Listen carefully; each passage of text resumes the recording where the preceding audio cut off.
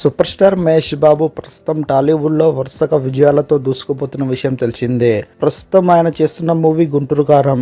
ఈ మూవీపై అందరిలో మంచి అంచనాలు ఉన్నాయి. త్రివిక్రమ్ తెరకెక్కిస్తున్న ఈ మూవీకి తమన్ సంగీతం అందిస్తుండగా హారిక హాసిని క్రియేషన్ సంస్థ గ్రాండ్గా నిర్మిస్తుంది.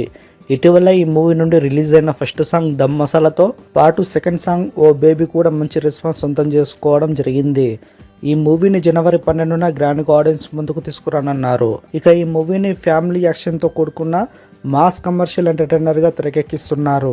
అయితే విషయం ఏమిటంటే గుంటూరు కారం నుండి 3వ సాంగ్ని క్రిస్మస్ కానుకగా డిసెంబర్ 25న రిలీజ్ చేస్తున్నట్లు టాక్. ఇది మాస్ సాంగ్ అని తెలుస్తుంది. అయితే దీనిపై మేకర్స్ నుండి క్లారిటీ రావాల్సి ఉంది.